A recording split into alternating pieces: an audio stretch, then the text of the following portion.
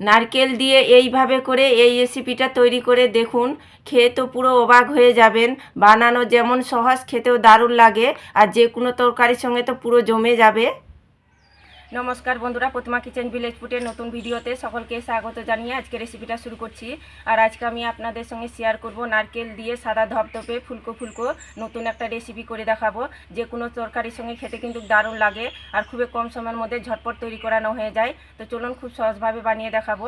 তো কিভাবে বানাচ্ছি বন্ধুরা স্কিপ না করে পুরো ভিডিওটা দেখবেন। আশা করি আজকে রেসিপি দেখতে আপনাদেরকে ভীষণ ভালো লাগবে। আর যে সকল বন্ধুরা এখন পর্যন্ত চ্যানেলে নতুন হয়ে থাকলে প্লিজ চ্যানেলটিকে সাবস্ক্রাইব করে আমার পাশে থাকবেন। আর যারা যারা ফেসবুক পেজটাকে দেখছেন তারা পেজটাকে ফলো করে আমার পাশে থাকবেন। তাহলে বন্ধুরা নারকেলের নতুন রেসিপিটা বানানো শুরু করি। নারকেল দিয়ে নতুন রেসিপিটা বানাবার জন্য দেখুন ছোটো বাটির এক বাটি নিয়েছি আমি নারকেল, ডুমো ডুমো করে কেটে নিয়েছি। আর নারকেলের যে পিছনের অংশটা কালো থাকে ওটা কিন্তু ছাড়িয়ে নিয়েছি, আর একটু পরিষ্কার করে ধুয়ে নিয়েছি। আর এখানে একটা মিষ্টি জার নিয়েছি, তো টুকরো করা নারকেলগুলো দিয়ে দিব মিষ্টি জারের মধ্যে। আর সামান্য একটু দিয়ে দিব জল পেস্ট করানোর জন্য। তো এবার আমি মিষ্টি ঢাকনাটা লেগে মিষ্টিতে একটু খুব সুন্দর করে পেস্টটা তৈরি করে নেব, একদম মিহি করে। তো নারকেলটাকে আমি খুব সুন্দর করে স্মুথ করে পেস্টটা তৈরি করে নিয়েছি। একদম মিহি করে স্মুথ করে পেস্টটা তৈরি করে নিতে হবে। তো এখানে আমি একটা বাটি নিয়ে নিয়েছি, আর এই বাটি মেপে দিয়ে দিব 1.5 বাটি ময়দা।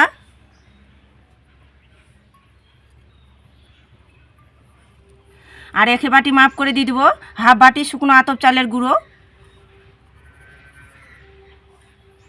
আর স্বাদ মতো দিয়ে দিব সামান্য একটু লবণ।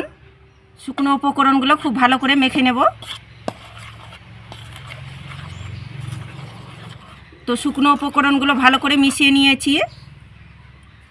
এবার নারকেলের যে পেস্টটা তৈরি করেছি সেটা এর মধ্যে দিয়ে দিব।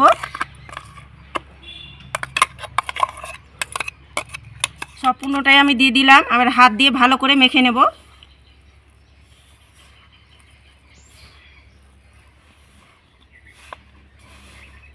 তো নারকেলের পেস্টটা দিয়ে খুব ভালো করে মেখে নিয়েছি। এবার এর মধ্যে দিয়ে দিব আমি 1 চামচ চিনি। চিনিটা দেওয়ার কারণে রেসিপিটার টেস্টটা লাগবে, খেতে ভালো লাগবে, অবশ্যই দেওয়ার চেষ্টা করবেন। একটু হাত দিয়ে ভালো করে মিশিয়ে নেব। আর এখানে নিয়েছি জল, তবে অল্প অল্প জলটা দিয়ে মেখে নেব।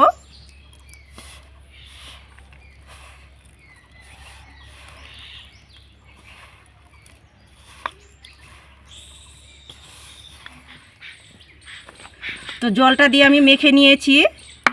1 চামচের মতো দিয়ে দিব সাদা তেল। সাদা তেলটা দিয়ে খুব ভালো করে মেখে নেব। চটকে চটকে এইভাবে করে মেখে নিতে হবে, তাহলে ডোটা কিন্তু একদম সফট হবে, তৈরি হয়ে যাবে। তো সাদা তেলটা দিয়ে মেখে আমি সফট করে ডোটা রেডি করে নিয়েছি। দেখুন এইভাবে করে ডোটা রেডি করে নিতে হবে একদম সফট করে। এবার একটা প্লেট দিয়ে ঢাকা চাপা দিয়ে মোটামুটি 5 মিনিট রেস্টের জন্য রেখে দেব। আর এদিকে 5 মিনিট রেস্টে রাখানো হয়ে গেছে, এবার তৈরি করে নেব। এবার ঢাকনাটা তুলে নেব। এই দেখুন আগের তুলনায় কিন্তু ডোটা একদম সফট হয়ে গেছে। এবার এখান থেকে লেচি কেটে নেব। হাতের মধ্যে নিয়ে গোল করে নেব। তো গোল করে চ্যাপটা করে নিয়েছি।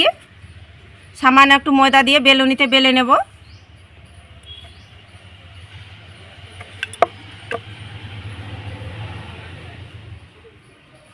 তো বেলে নিয়েছি।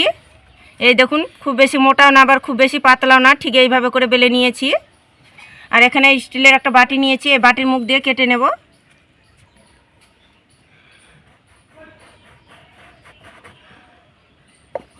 বাকি অংশটা তুলে নেব আর একইভাবে করে বেলে নেব। তো দেখুন এইভাবে করে আমি কেটে নিলাম। আর এদিকে ভাজার জন্য আমি কড়াইয়ের মধ্যে সাদা তেল গরম করে নিয়েছি, আর তেলটাকে মিডিয়াম গরম করে নিতে হবে। এবার ভেজে নেব। তো এবার আমি তেলের মধ্যে ছেড়ে দেব।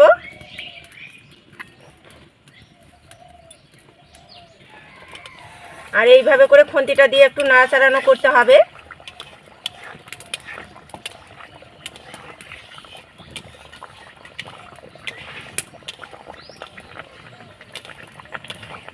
আর এইভাবে করে নাড়াচাড়ানো করতে হবে। আর দেখবেন কিছুক্ষণ পরে কিন্তু তেল থেকে খুব সুন্দরভাবে ভেসেও আসবে। দেখুন কি সুন্দরভাবে তেল থেকে ভেসে আসলো। আর দেখুন ফুলে একদম বলের মতো হয়ে গেছে। এটাকে উল্টে দেব আর উল্টে পাল্টে ভেজে নেব। আর ভাজতে কিন্তু বেশিক্ষণ টাইম লাগে না, একদম অল্প সময়ের মধ্যে ভাজানো হয়ে যায়। তো তো দেখুন উল্টে পাল্টে ভেজে নিয়েছি। আর আমি সাদা কালার করে ভেজে নেব, আমি কিন্তু লাল কালার করে ভাজবো না। তো আপনারা চাইলে একটু লালচে কালার করে ভেজে নিতে পারেন। হয়ে গেছে, এবার তেল ঝরিয়ে তুলে নেব। আর দেখুন দেখতে কি দারুণ লাগছে, আর ফুলে দেখুন বলের মতো হয়ে গেছে।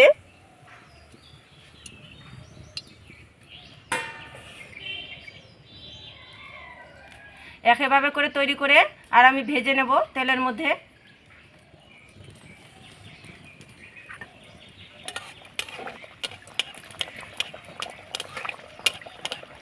আর হালকা তেলের আছে কিন্তু ভাজতে যাবেন না, তেলটাকে মিডিয়াম গরম করে নিতে হবে। আর কিছুক্ষণ পরে দেখবেন তেল থেকে খুব সুন্দরভাবে ভেসেও আসবে। এই যে দেখুন কি সুন্দরভাবে তেল থেকে ভেসে যাচ্ছে, একদম দেখুন ফুলে বলের মতন হয়ে যাচ্ছে। এই দেখুন কি সুন্দরভাবে ফুলেছে। এটাকে উল্টে দেব।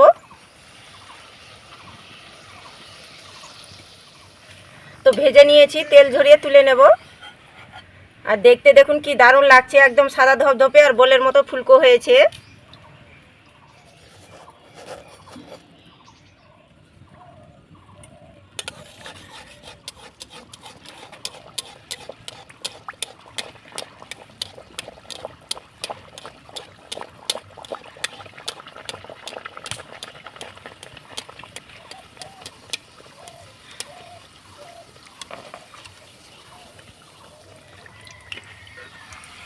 দেখুন আর একটা আমার তৈরি হয়ে গেল, আর দেখতে দেখুন কি দারুণ লাগছে। সবগুলোই ভেজে নিয়েছি আর প্লেটের মধ্যে সুন্দর করে সাজিয়ে নিয়েছি। এইভাবে করে নারকেল দিয়ে রেসিপিটা তৈরি করে দেখুন, যে কোনো তরকারির সঙ্গে খেতে কিন্তু দারুণ লাগে। আর প্রতিটা দেখুন কতটা সুন্দর ফুলকো হয়েছে। আর একটা আমি ছিঁড়েও দেখাচ্ছি, একদম নরম তুলতুলে আর একেবারে সফট হয়েছে। আর ভিতরটা দেখুন কতটা ফাঁপালো হয়েছে, মুখে দিতেই মিশে যাবে, দারুণ লাগে খেতে।